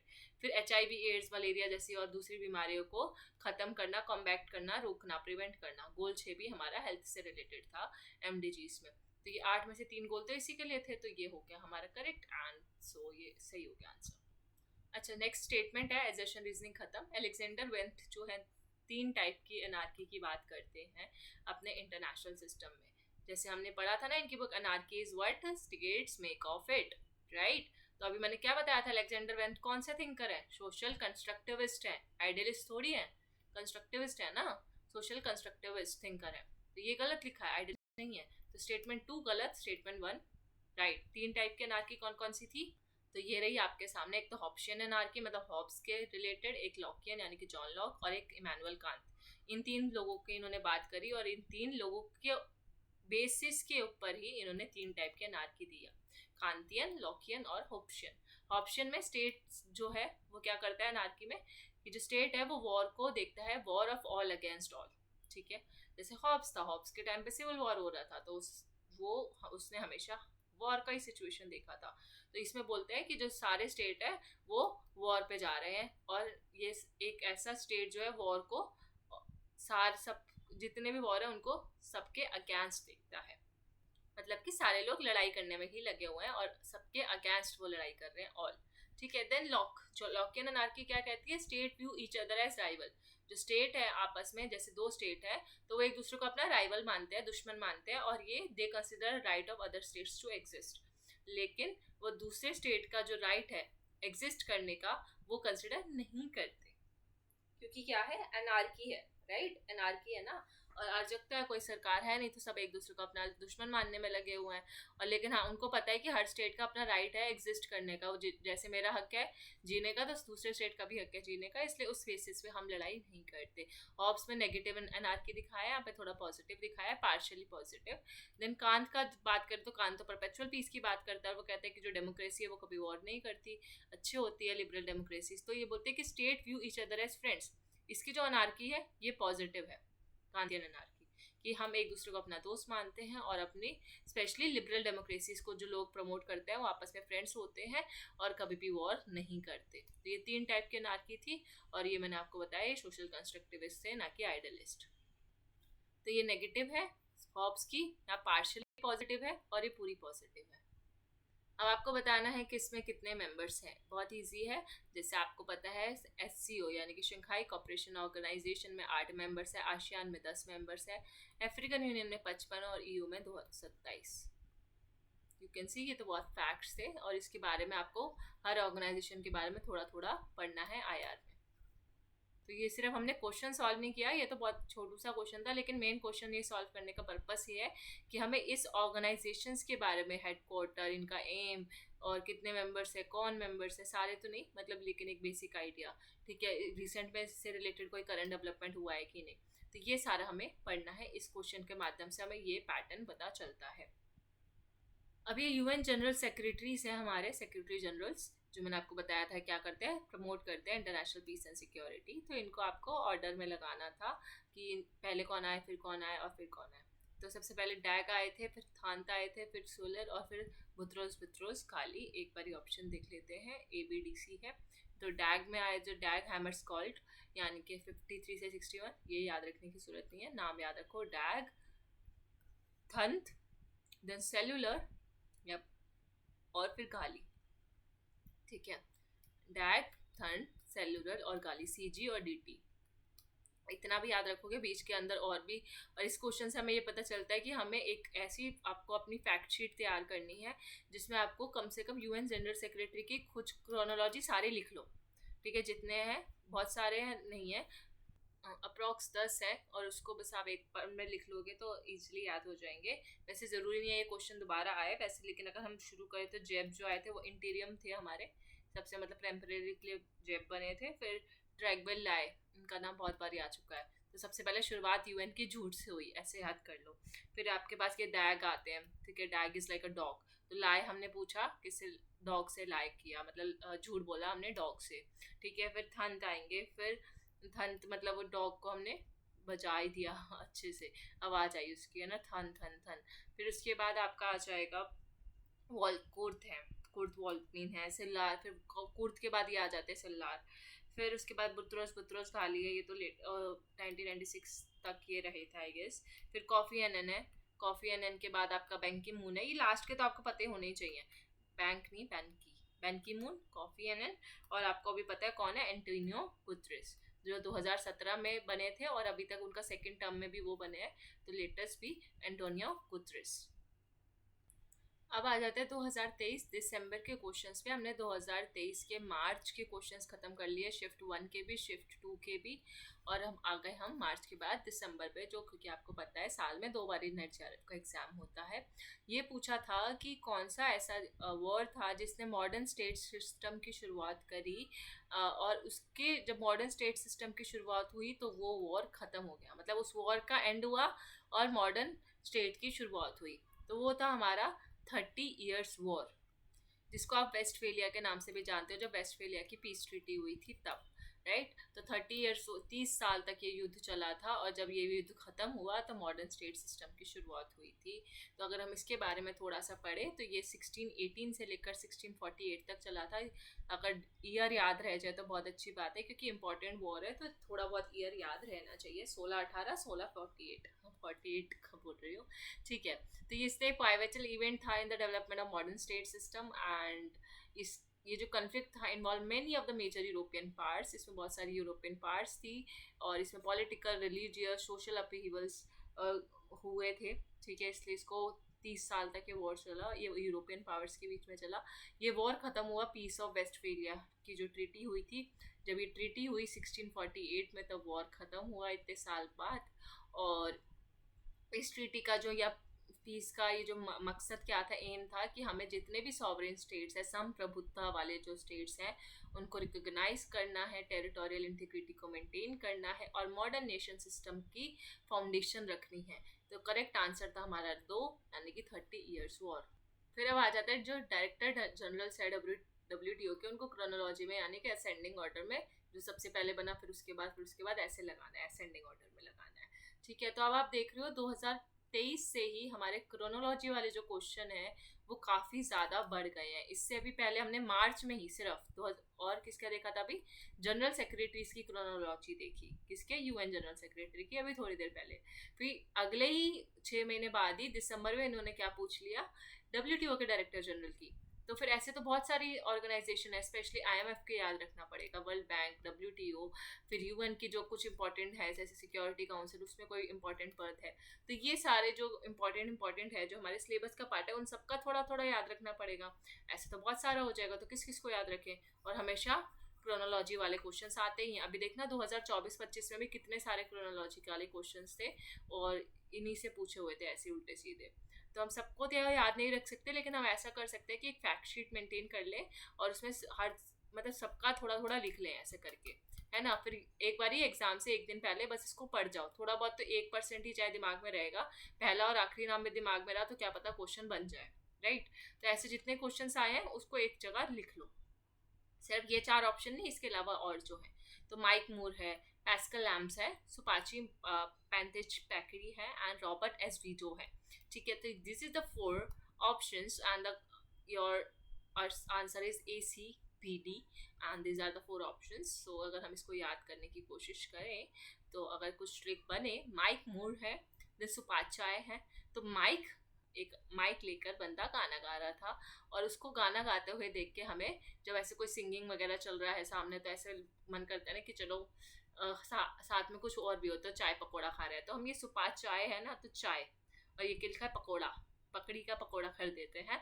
तो हम गाना सुनते सुनते, एक बंदा माइक पे गाना गा रहा है और हम उसको माइक पे गाना सुनते सुनते चाय पकौड़ा खा रहे हैं. तो माइक मूरी हो गया एंड देन चाय पकौड़ा हो गया. देन पैस्कल लैमी, ठीक है, देन पैस्कल लैमी आ गया कि हम बहुत लेम साउंड कर रहे हैं, मतलब ऐसा बोल के मैं बहुत लेम साउंड कर रही हूँ, तो पैस्कल लैमी आ गए. फिर रॉबर्ट एजिविटो आ गए. रॉबर्ट एजिविटो को आप ऐसे याद कर सकते हो कि हमने वो जो गाना गा रहा था ना महिंद्रा बाइक से, तो हमने हमारे जब चाय पकौड़े खत्म हो गए, बहुत और लेम साउंड कर रहे थे, और हमने उसका वीडियो भी बना लिया. तो वीडियो से वीडियो, तो हमने इसका वीडियो बना लिया जो बंदा माइक पे गा रहा था. तो ये ऐसे करके हमें 4 एटलीस्ट ये 4 तो याद हो गए जो WTO के डायरेक्टर जनरल से. बाकी बचे और वो आप लिख सकते हो और मेरी तरह ही ट्रिक बना सकते हो. देन आपके बाद आ जाते हैं सायरा लियोनी पे, ना कि सनी लियोनी नहीं, सायरा लियोनी. फील्ड स्टेट कौन कौन है? तो obviously Saira Leone is a field state. ठीक है, फील्ड स्टेट होता क्या है पहले तो वो देख लो. मतलब एक ऐसा स्टेट जो अपने फंक्शन, जो एक स्टेट का फंक्शन होता है वो परफॉर्म करने में नाकामयाब हो जाए. ठीक है, वो अपनी सुरक्षा खुद ना कर पाए, वो अपने सिटीजन्स को ना संभाल पाए, तो वो एक फेल्ड स्टेट होगा. Simple, right. तो बी भी सही. अभी यहाँ लिखा है कि जो एक फेल्ड स्टेट होता है, जो हारा हुआ राज्य होता है, वो दूसरों को कोर्स मतलब होता है फोर्स करना, दबा सकता है. इनहैबिटेंट्स कौन हो गए? जो वहाँ पे रहने वाले लोग हैं. ठीक है, उसको वो दबा रहा है, उन पर प्रेशराइज कर रहा है, उसको डोमिनेट कर रहा है, बेसिकली फोर्स का इस्तेमाल कर रहा है. तो एक बात बताओ, जो ऑलरेडी फेल्ड है, जो हारा हुआ है, जो अपनी रिस्पॉन्सिबिलिटी पूरी नहीं कर पा रहा, तो ऐसा स्टेट वीक होगा. और जो वीक होगा, क्या वो डोमिनेट कर पाएगा? नहीं कर पाएगा. तो सी गलत ऑप्शन है. A failed state is able to successfully control the inhabitants. तो फिर हम उसको फेल क्यों बोलेंगे? अगर वो अपने इनहैबिटेंट्स को, अपने सिटीजन्स को अच्छे से कंट्रोल कर पा रहा है तो हम फेल नहीं बोलेंगे ना, उसको सक्सेसफुल बोलना चाहिए फिर तो डी भी गलत. तो ए और बी सही है. और सियरा लियोनी इसका बेस्ट एग्जांपल है फेल्ड स्टेट का, जो कि अपनी राज्य की ड्यूटी सही से नहीं कर पा रहा है. And option 4 is the correct answer. ये रहा आपका एक्सप्लेनेशन. जैसे कौन सी रिस्पॉन्सिबिलिटी कि जो एक सॉवरेन नेशन से एक्सपेक्ट की, जैसे अपने सिटीजन्स को सिक्योरिटी प्रोवाइड करो, लॉ एंड ऑर्डर मेंटेन करके रखो, जनता की पब्लिक जो डिमांड्स है उनको पब्लिक सर्विसेज दे के ख़त्म करो, ह्यूमन राइट्स को प्रोटेक्ट करो, ये सब एक स्टेट का काम होता है. और जब स्टेट ये काम नहीं कर पाता तो वो फेल्ड स्टेट कहलाता है. ठीक है, आ जाते हैं नेक्स्ट क्वेश्चन पे. Okay, who found the 8 distinct meanings for the term balance of power? आपको आंसर दिख ही चुका है, कोई बात नहीं. अर्नेस्ट हास. अर्नेस्ट हास ने बैलेंस ऑफ पावर के 8 मीनिंग्स दिए थे. 8 अर्थ दिए थे. सो कौन कौन से 8 मीनिंग्स थे अगर हम देखें तो बैलेंस ऑफ पावर के उनके 8 कॉन्सेप्ट्स थे. उन्होंने 8 मीनिंग्स दिए पावर डायनेमिक्स को समझाने के लिए इंटरनेशनल रिलेशंस. सो ये रहे आपके सामने वो 8 मीनिंग जो आपको बैलेंस ऑफ पावर का मतलब पूरी तरीके से क्लियर कर देंगे. इक्विलिब्रियम यानी कि बैलेंस मेंटेन करके रखना. ठीक है, equilibrium resulting from equal distribution of power among states. सारे स्टेट्स को जितनी इसके पास है, इसके पास इतनी पावर है, इसके पास भी इतनी होगी और इसके पास भी इतनी होगी. ठीक है, हाइपोथेटिकली बता रही हूँ. तो जब सबके पास इक्वल पावर होगी तो उसको हम बैलेंस ऑफ पावर बोलेंगे. पहला ये इसका हो गया पहला अर्थ, पहला डेफिनेशन. दूसरा, equilibrium resulting from unequal distribution of power. अगर इक्वल नहीं है तो अनइक्वल कर दो.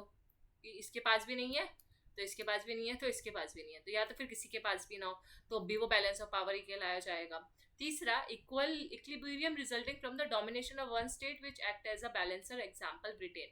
तो यहाँ तो ऐसा हो कि कोई एक स्टेट है वो बैलेंसर का काम करे, जैसे इंडिया एक तरफ पाकिस्तान, और यहाँ पे जैसे यहाँ पे तो ब्रिटेन का एग्जांपल है, मान लो यूएस. तो ये एक हमारा ब्रिज है जो हमको बैलेंस ऑफ पावर मेंटेन करने में मदद कर रहा है. अगर ये हट जाए तो हम आपस में एक दूसरे को लड़ने मरने को दौड़ पड़े.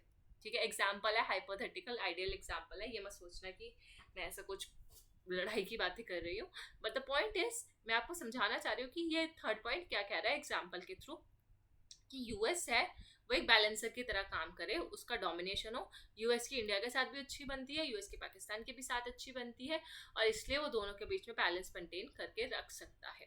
ठीक है, एक मेडिएटर की तरह. Then a system providing for relative stability and peace. ये हो गया हमारी तीसरी डेफिनेशन. बैलेंस ऑफ पावर की दूसरा बैलेंस ऑफ पावर एक ऐसा सिस्टम है जिसमें पीस जो है और जो स्टेबिलिटी है वो बनी रहे। रिलेटिव मतलब एक दूसरे के कंपैरेटिवली, रिलेटिव होता है कि इसके पास जितनी है वो वैरी ना करे, ठीक है। रिलेटिव स्टेबिलिटी एंड पीस दोनों में हो। अगर इस राज्य में पीस है, स्टेबल है, तो इस राज्य में भी पीस और स्टेबिलिटी होगी, तो वॉर नहीं होगा और बैलेंस ऑफ पावर बना रहेगा। दूसरा, या तो दोनों ही जगह पे एक ऐसा सिस्टम जहाँ पे इंस्टेबिलिटी और वॉर है, मतलब इस स्टेट में भी इंस्टेबिलिटी चल रहा है, वॉर चल रहा है, इस स्टेट में भी इंस्टेबिलिटी और वॉर चल रहा है, तभी भी हम उसको बैलेंस ऑफ पावर की सिचुएशन बोलेंगे कि मतलब बैलेंस तो है ना, चाहे वॉर ही है। और फिर 6, a way of describing power politics. तो बैलेंस ऑफ पावर एक तरीका होता है किसी भी राज्य को जब अपनी पॉलिटिक्स को बताना होता है, कौन सी पॉलिटिक्स, पावर पॉलिटिक्स की, वो कितना पावरफुल है, तो हम बैलेंस ऑफ पावर की मदद से हम पावर पॉलिटिक्स को समझा सकते हैं। इनफैक्ट इंडिया है या कोई भी राज्य है, कोई भी देश है सॉरी, तो वो बता सकता है। After that 7th point is a universal law of history. Balance of power क्या है? एक यूनिवर्सल लॉ ऑफ हिस्ट्री है कि हर जगह ये मापदंड जो है देखा जाता है जब भी हम पावर पॉलिटिक्स की बात करते हैं, तो एक ही मापदंड है, यूनिवर्सल लॉ है जब आईआर में, जब भी हमें आईआर को समझना है। 8th, ये अर्नेस्ट हास के, तो ये हंसते हंसते, हास मतलब हंसते हंसते, तो हंसते हंसते ये बैलेंस ऑफ पावर का कॉन्सेप्ट समझा रहे हैं, ऐसे याद रख लो। A guide for foreign policy makers. और बैलेंस ऑफ पावर एक हमारा एक गाइड है, जैसे हमारे केस में इंडिया में क्या है, कॉन्स्टिट्यूशन हमारा गाइड है ना, जो भी हमें पूछना होता है हम कॉन्स्टिट्यूशन में पढ़ लेते हैं, तो वैसे बैलेंस ऑफ पावर भी एक जो पॉलिसी मेकर्स है उनके लिए ये बहुत इंपॉर्टेंट गाइड होती है। किस चीज़ के लिए? इंडियन फॉरेन पॉलिसी के लिए। इंडियन फॉरेन पॉलिसी मतलब ये तो इंडिया की हो गई, मतलब किसी भी कंट्री की फॉरेन पॉलिसी है, किसी भी कंट्री के इंटरनेशनल रिलेशंस दूसरी कंट्रीज के साथ कैसे रहेंगे, वो बैलेंस ऑफ पावर के बेसिस पे पॉलिसी मेकर्स जो है डिसाइड करते हैं। अगर किससे अच्छी बन रही है, किससे अच्छी नहीं बन रही, उसके साथ कैसी पॉलिसीज होंगी, सब बीओपी के बेसिस पे डिसाइड होगा। तो ये 8 बातें आपको याद रखनी है, रटनी नहीं है, सिर्फ आपको ये दिमाग में कॉमन सेंसिकल बातें रखनी है कि अगर जरूरी नहीं, अगर ये देखो आपको 5th ऑप्शन आ जाए तो आप बोलोगे यार ये तो नेगेटिव पॉइंट है, तो ये बैलेंस ऑफ पावर का नहीं होगा। और ये अगर अनइक्वल वाला आ जाए तभी भी आपको लगेगा नेगेटिव है, लेकिन बैलेंस ऑफ पावर पॉजिटिव और नेगेटिव दोनों हो सकती है, ठीक है। ये बस इतना याद रखना। तो बस आपको हंसते हंसते अर्नेस्ट हास को याद रख लेना है कि हंसते हंसते कोई मिल गया और आपको बैलेंस ऑफ पावर सिखा गया। तब ये क्वेश्चन पढ़ते टाइम आपको याद रखना है कि ये पूछा जा रहा है कि जो तजाकिस्तान है, central Asia Republic of Tajikistan, present मतलब यहाँ पे 2023 की बात हो रही है, कि ये तजाकिस्तान कौन सी कैटेगरी के अंदर आता है। क्या वो मनार्की है, क्या वो मिलिट्री डिक्टेटरशिप है, या वो डेमोक्रेसी है? डेमोक्रेसी तो बिल्कुल नहीं है, मनार्की भी नहीं है। सिविलियन डिक्टेटरशिप है, मिलिट्री है या सिविलियन है, आपको इन दोनों में से बताना है। तो देखो, तजाकिस्तान एक सिविलियन डिक्टेटरशिप है, क्योंकि वहाँ पे जब से तजाकिस्तान को इंडिपेंडेंस मिला है वहाँ पे सिर्फ एक ही पार्टी रूल कर रही है, ऐसा नहीं मिलिट्री रूल कर रही है, नो, एक ही पार्टी रूल करती जा रही है, तो वो सिविलियन डिक्टेटरशिप उसको बोलेंगे कि जो सिविलियंस है उन पर उनका पूरी तरीके से कंट्रोल हो चुका है। कौन है वो? Emomali Rahmon, since 1992। And limited political freedom है, रिप्रेशन ऑफ अपोजिशन, अपोजिशन को हमेशा दबा के रखा जाता है, सेंट्रलाइज्ड कंट्रोल किया जाता है by ruling elite, that's why it is a civilian dictatorship. Authoritarian भी बोल सकते हैं, ऑटोक्रेटिक भी बोल सकते हैं। अब आपको बताना है ये 4 थ्योरी है और बहुत इंपॉर्टेंट थ्योरी है, अगर नहीं पढ़ी तो अभी जाके कहीं से भी पढ़ो आप, चाहे आपकी बुक हो, यूट्यूब चैनल हो, और हर ये चारों की चारों थ्योरी पे आप अपने नोट्स बनाओ। और अगर पढ़ना है तो अगर आपको मेरा आईआर का प्लेलिस्ट है जिसमें मैंने आपको ग्लोबल पॉलिटिक्स की बुक करवा रखी है, उसमें भी मैंने समझाई हुई है, ठीक है। तो आईआर की प्लेलिस्ट आप देख सकते हो। अब आ जाते हैं क्वेश्चन पे, ऐसी कौन सी थ्योरी है जिसका ये मेन कोट है या मेन आर्ग्यूमेंट है? मतलब कौन सी थ्योरी ये कहती है कि जो कंट्रीज है, मतलब जो अलग अलग देश है, वो are likely both to become democratic, वो डेमोक्रेटिक बनना भी चाहते हैं और डेमोक्रेटिक रहना भी चाहते हैं, कि एक बार डेमोक्रेसी उनमें आ गई, डेमोक्रेटिक बन गए, लोकतांत्रिक हो गए, तो वो डेमोक्रेसी को अपनाए रखेंगे। ऐसे नहीं कि डेमोक्रेसी को मिलने के बाद वो छोड़ देंगे, नहीं, वो डेमोक्रेटिक बने रहना चाहते हैं, क्योंकि एज दे डेवलप इकोनॉमिकली, जैसे जैसे वो इकोनॉमिकली डेवलप होते हैं, जैसे जैसे उनकी अर्थव्यवस्था स्ट्रांग होती है, ठीक है, वैसे वैसे वो डेमोक्रेसी को और स्ट्रांग करते हैं, ना कि छोड़ते हैं। ये कौन सा आर्ग्यूमेंट ये जो आर्ग्यूमेंट है वो कौन सी थ्योरी में दिया हुआ है। देखो डिपेंडेंसी थ्योरी नहीं होगी, वर्ल्ड सिस्टम थ्योरी में भी पेरी सेमी पेरी सिर्फ डिपेंडेंसी की बात होती है। अंडर डेवलपमेंट में भी तो इकोनॉमिकली डेवलप की बात नहीं होती, ठीक है, पुअर कंट्रीज की बात होती है और कि कैसे डोमिनेट हो रहा है। बस सिर्फ बची क्लासिकल मॉडर्नाइजेशन थ्योरी, जो कि जिसने नहीं पढ़ी ये थ्योरी तो इस क्वेश्चन के माध्यम से आपको ये थ्योरी भी समझ आ जाएगी कि जो क्लासिकल मॉडर्नाइजेशन थ्योरी है वो कहती है कि कंट्रीज डेमोक्रेटिक हैं, डेमोक्रेटिक बने रहना चाहती हैं जैसे जैसे वो इकोनॉमिकली डेवलप करती हैं। तो पहले तो इसमें कौन कौन से थिंकर आते हैं जो कि हमने पॉलिटिकल प्रोसेस इन इंडिया की प्लेलिस्ट में आई गेस हमने पढ़े हुए हैं, ठीक है। रॉस्तो मैंने पढ़ा रखा है, कंपैरेटिव पॉलिटिक्स में पढ़ाया हुआ था, पूरा एक वीडियो है कंपैरेटिव का, उसमें देखना। रॉस्तो के अलावा हमारे आते हैं एस एम लिप्सिट, ठीक है, 5 स्टेजेस ऑफ इकोनॉमिक ग्रोथ है जैसे इनकी, और एस एम लिप्सिट हो गया। उसके अलावा एक मैरियन लेवी जूनियर, ठीक है, जूनियर। सो ये कुछ थिंकर्स हैं जो आपको इससे याद रखने हैं। और क्लासिकल मॉडर्नाइजेशन थ्योरी कहती है कि जो कंट्रीज है जब उनमें इकोनॉमिक डेवलपमेंट आता है they will also undergo social changes. Obviously जब इकोनॉमिक डेवलपमेंट आएगा तो सोशल चेंजेस भी आएंगे, सोशल डेवलपमेंट भी होगा, समाज में भी बदलाव आएंगे अर्थव्यवस्था के साथ साथ। That led to the emergence and consolidation of democratic institutions. और जब ऐसा होता है तो हमारे जो डेमोक्रेटिक हमारे लोकतांत्रिक संस्थाएं हैं वो भी साथ साथ क्या होती है, स्ट्रॉन्ग बन जाती है, कंसोलिडेट हो जाती है। This theory posits that economic development along with factors such as urbanisation. और ये थ्योरी कहती है कि इकोनॉमिक डेवलपमेंट के साथ साथ आर्थिक विकास के साथ साथ जो फैक्टर्स है जैसे अर्बनाइजेशन, शहरीकरण, एजुकेशन, हमारी शिक्षा, इंडस्ट्रियलाइजेशन, और इन सब की वजह से क्या होता है, conditions conducive to establishment and maintenance of democratic governance.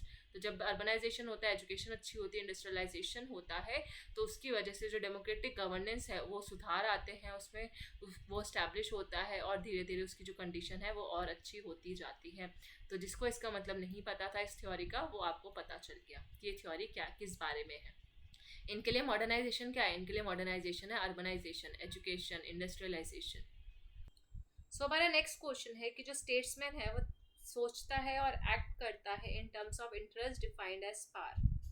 Statesman कौन, जो उस राज्य को चला रहा है, यानी कि कंट्री को, स्टेट का जो लीडर हो गया बेसिकली।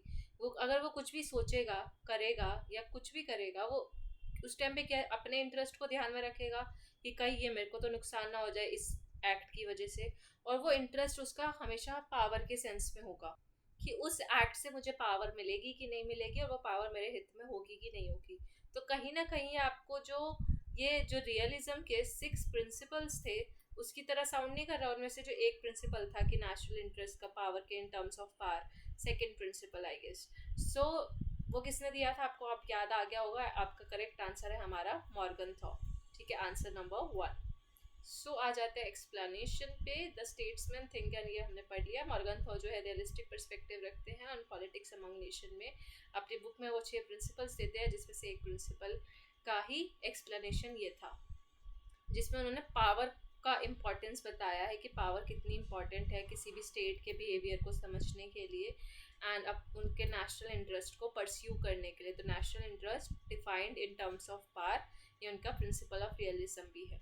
देन यहाँ पे आ जाते हैं कि कौन सी ऑर्गेनाइजेशन कब बनी, फैक्चुअल डाटा है, और ये तो कुछ ऐसी ऑर्गेनाइजेशन है इम्पॉर्टेंट जो आपको पता ही होनी चाहिए, ठीक है। नहीं पता है तो पता करो, हेडक्वार्टर वगैरह देखो, प्लस इनका ईयर ऑफ स्टैब्लिशमेंट भी याद रखने की बहुत ज़रूरत है।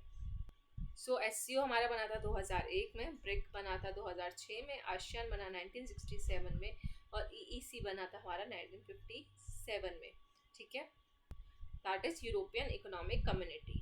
तो ये 57 में सबसे पुरानी है कि फिर एशियन आएगा उसके 10 साल बाद, फिर एक में एससीओ, फिर एससीओ के भी बाद बना था ब्रिक 2006 में, और बाद में एस ऐड हुआ था, यानी कि साउथ अफ्रीका बाद में ऐड हुआ था ब्रिक्स में। आपको बताना है कमेंट सेक्शन में कि जो एस है, ब्रिक्स का एस यानी कि साउथ अफ्रीका, वो कब ऐड हुआ था। नेक्स्ट क्वेश्चन है हमारा यूएन चार्टर से रिलेटेड, और ये सारे चैप्टर्स मैं आपको अपनी वीडियो में करवा चुकी हूँ जिसका लिंक आपको डिस्क्रिप्शन में मिल जाएगा। दैट टू विद ट्रिक्स, ऐसा नहीं है कि चैप्टर पढ़ दिए उनके नाम पढ़ दिए हो गया, नहीं, याद करवाया है प्रॉपर ट्रिक और कहानी के साथ, तो ज़रूर से देखना।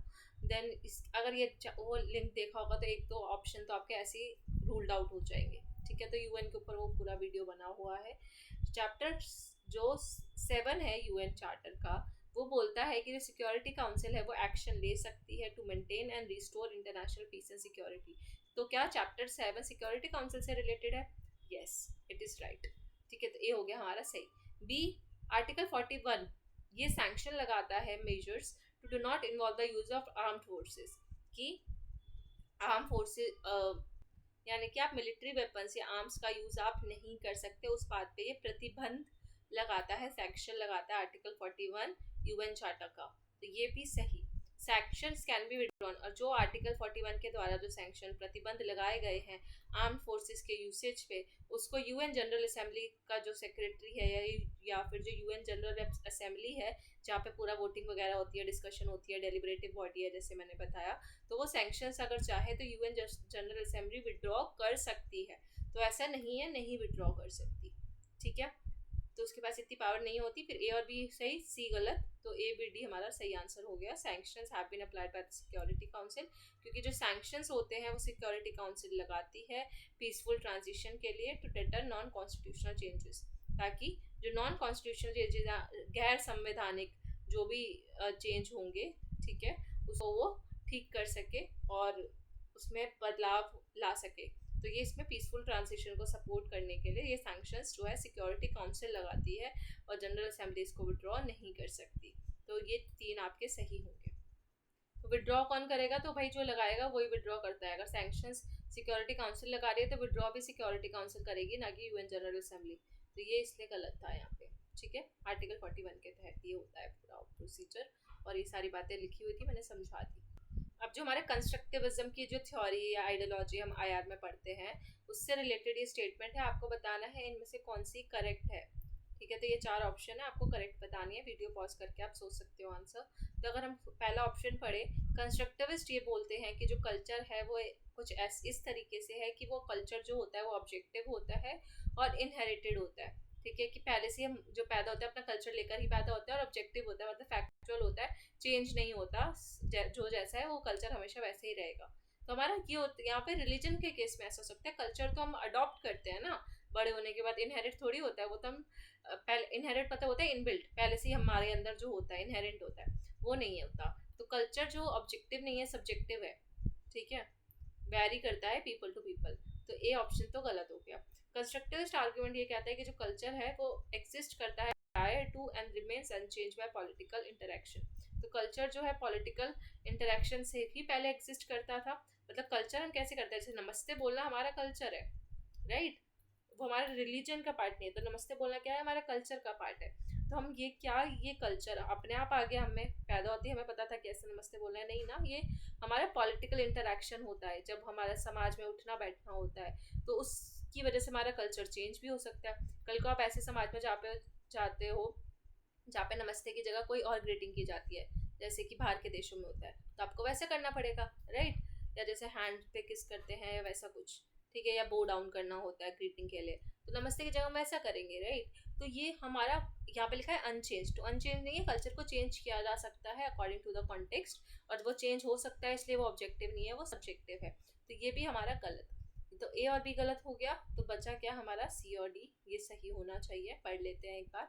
कंस्ट्रक्टिविस्ट बोलते हैं कि जो कल्चर जो है वो कंस्ट्रक्टेड होता है, ये बात हुई कि वो कंस्ट्रक्टेड होता है, हम बनाते हैं, ना कि इनहेरिटेड, पहले से ही नहीं होता, हम कंस्ट्रक्ट करते हैं कल्चर को। कंस्ट्रक्ट इन द सेंस वो धीरे धीरे अपने आप आता है। Then constructivist argument claim that culture has a causal effect. Causal effect का मतलब क्या है कि कोई भी जैसे अगर कल्चर का कुछ कॉज है, कोई कारण की वजह से वो कल्चर डेवलप हुआ है, तो उस कल्चर का कोई ना कोई इफेक्ट भी होगा, परिणाम भी होगा। तो ये इसलिए कंस्ट्रक्टिविस्ट बोलते हैं कि कल्चर का क्या होता है, कॉजुअल इफेक्ट होता है। तो ये रहा आपका एक्सप्लेनेशन, और ये आपका ये 2 इनकरेक्ट थे यहाँ पे लिखा हुआ है, और यहाँ पे करेक्ट वाला भी स्टेटमेंट आपका लिखा हुआ है कि ये फिक्स्ड नहीं होता, प्रीडिटरमाइंड नहीं होता, और लेकिन ये सोशली कंस्ट्रक्टेड होता है। ये वही सारी चीज़ें दोबारा से यहाँ पे एक्सप्लेनेशन में लिखी हुई है। नेक्स्ट क्वेश्चन सिमिलरली इसमें पूछा है कि कोपेनहेगन समिट, जो यूएन की एक समिट थी, क्लाइमेट चेंज कॉन्फ्रेंस थी ये, तो कब हुई थी? तो वो हुई थी हमारी 2009 में, कोपेनहेगन समिट 2009।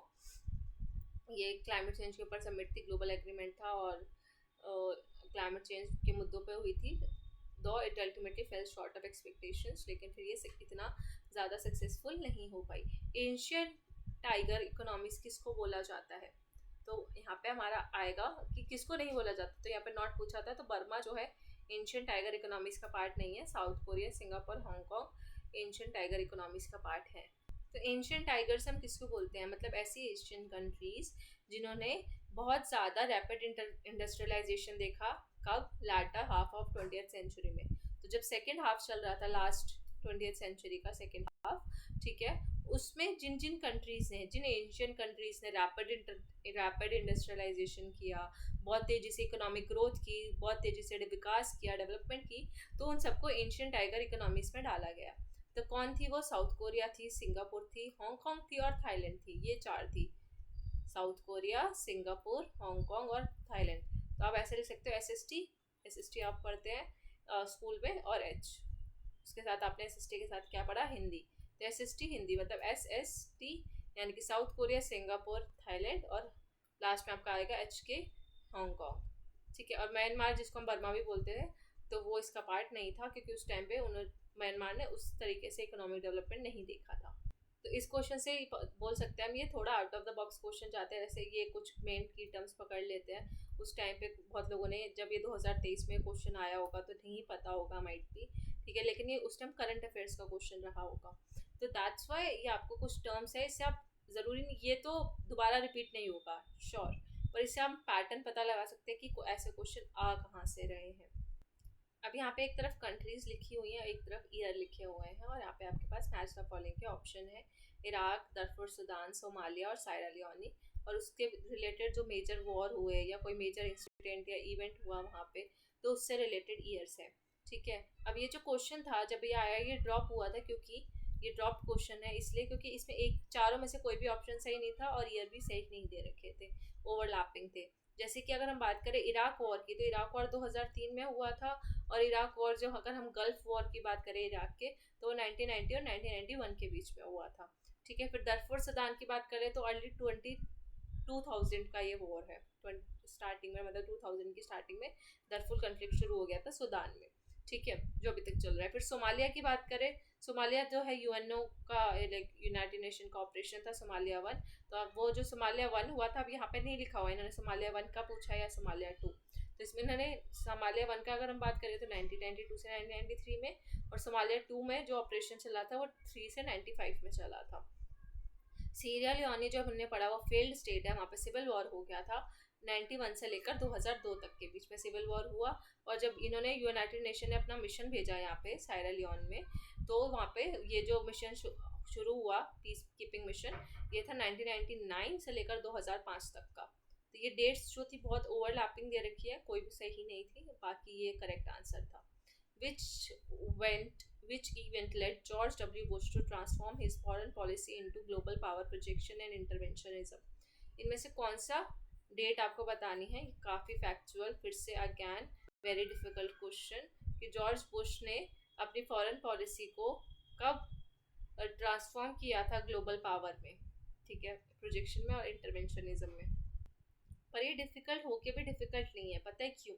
देखो, कौन सा इवेंट ऐसा था, तो इवेंट से अगर आप इसको सिर्फ डेट की तरह ना लो, इसको अगर हम पैसे पढ़े 26/11, 11/10 तो ये 26/11 से आपको कुछ याद आया? राइट, तो ये 26/11 है, ना कि 26 नवंबर। अगर 26/11 अटैक लिखा होता तो आप इसका आराम से पता कर सकते थे। तो दैट्स अ ट्रिकी वन। तो 11 सितंबर जो इसका है वो करेक्ट आंसर है। 11 सितंबर 2001 9/11 जो इंसिडेंट हुआ था उसके बेसिस पे जॉर्ज डब्ल्यू बुश ने अपनी ग्लोबल पावर प्रोजेक्शन किया था, ना कि 26/11 नहीं था, सितंबर 11 था, ठीक है। अब जो G20 बना था, G20 के पीछे का कारण क्या था, क्यों बना था G20? क्योंकि एशियन फाइनेंशियल क्राइसिस हो रहे थे, जिसकी वजह से G20 बनाया गया। तो ये इसका करेक्ट आंसर है। एशियन फाइनेंशियल क्राइसिस कब हुए थे? 97 से लेकर 1998 के बीच में ये क्राइसिस हुए थे, जिसकी वजह से ज़रूरत हो गई थी कि सारे जो इंटरनेशनल लेवल पे हम कोऑर्डिनेशन करें इकोनॉमिक मैटर्स को लेकर, इसलिए G20 की शुरुआत हुई फ्यूचर में, ठीक है। बाद में शुरुआत हुई G20 की, लेकिन 97 में इसकी एक तरीके से आप बोल सकते हो ये एक रीज़न था, one of the main cause था, इवेंट था। और ये फ्यूचर का जो यहाँ लिखा है फ्यूचर की डेट क्या है? 1999 26 सितंबर, ठीक है। फिर आ जाते हैं next question, why has India taken active interest in G20? G20 में इंडिया ने क्यों पार्टिसिपेट किया? क्योंकि इससे वर्ल्ड इकोनॉमिक स्टेबिलिटी पाने में हमें सहूलियत होती, वर्ल्ड इकोनॉमिक स्टेबिलिटी आ पाती, तो उसके लिए चक्कर में हमने इंडिया ने मतलब G20 में पार्टिसिपेट किया। ठीक है, यहाँ पे आपका एक्सप्लेनेशन दिया हुआ है। फिर what is the significance of recently concluded G20 summit? तो उस टाइम पे G20 समिट हुई थी, तो इसलिए ये बहुत सारे क्वेश्चंस आ रहे हैं वहाँ से 2023 के दिसंबर में। जो भी मतलब करंट अफेयर्स में चल रहा होता है वहाँ से ज़्यादातर क्वेश्चन आने के चांसेस रहते हैं। तो consumers and framework for sustainable balanced growth, तो यहाँ पे ये ऑल ऑफ द अबव होगा इसका आंसर कि G20 समिट का सिग्निफिकेंस क्या था। पहला ये consumers on a framework for sustainable balanced growth, ठीक है, हमारे कंजप्शन जो कैपेसिटीज़ है उनको सस्टेनेबल बनाए रखना। Then women led development process के लिए G20 बहुत सिग्निफिकेंट रोल प्ले किया उसने वुमेन के डेवलपमेंट के लिए भी। देन ग्लोबल साउथ का इमरजेंस हुआ एज वन वॉइस, मतलब जितना भी ग्लोबल साउथ की कंट्रीज थी, जैसे इंडिया भी ग्लोबल साउथ का पार्ट है, तो ये सारी कंट्रीज जो थी एक साथ मिलके एक प्लेटफॉर्म पे आई और इन्होंने अपना एक वॉइस मतलब कि एकाग्र होके एक मुद्दा अपना रखा। Then why G20 is considered a representative forum? बहुत सारे क्वेश्चन है। Chair is rotational annually and from a different region, क्योंकि यहाँ पे ये आपका ऑप्शन होगा ये कि रिप्रेजेंटेटिव क्यों बोलते हैं G20 को, क्योंकि जो चेयर है G20 का चेयर यानी कि कौन, उसका हेड जो चेयर कर रहा है उस सेशन को या उस पर्टिकुलर समिट को उस टाइम पे, तो वो हमेशा एनुअली चेंज होता है। जैसे कि अगर आज चाइना है तो कल इंडिया होगा G20 का है होस्ट कंट्री, ठीक है, हर साल होस्ट चेंज होगा, चेयर चेंज होगा। तो ये रोटेशनल एनुअली होता है और अलग अलग रीजन से हर अलग अलग कंट्री से चुना जाता है, इसलिए हम इसको बोलते हैं कि G20 जो है एक रिप्रेजेंटेटिव फोरम है, कि जिसको मतलब एक ऐसा फोरम जहाँ पे सबको रिप्रेजेंटेशन दी जाती है। G20 का ऑब्जेक्टिव क्या था, ये वो है ना जो आपके जो कॉम्प्रिहेंशन आता है उसका उससे क्वेश्चन है ये। ऑब्जेक्टिव था G20 का इंटरनेशनल कॉपरेशन, सिंपल, और स्टेबिलिटी को प्रमोट करना, सस्टेनेबल ग्रोथ को प्रमोट करना, और एशियन इन फाइनेंशियल क्राइसिस से तो इकोनॉमिक में भी कॉपरेशन करना। Then correct statement, weapons of mass destruction include among others in nuclear explosive weapons. तो वेपन्स ऑफ मास डिस्ट्रक्शन जो होते हैं WMD जिसको हम बोलते हैं, क्या उसमें न्यूक्लियर एक्सप्लोसिव वेपन्स भी आते हैं? Biological weapons are not included in the category of weapons of mass destruction. तो WMD जो है उसमें बायोलॉजिकल वेपन्स नहीं आते, और WMD में हम केमिकल वेपन्स का भी यूज़ नहीं करते, हैव बीन आउटलॉड। आउटलॉड मतलब WMD से केमिकल वेपन्स को निकाल दिया गया है, और जो केमिकल वेपन्स कन्वेंशन हुई थी वो 1998 में इम्प्लीमेंट हुई थी, ठीक है। तो ये चार कुछ फैक्ट्स हैं आपके सामने, और ये आपको बताना है इनमें से कौन सा सही है।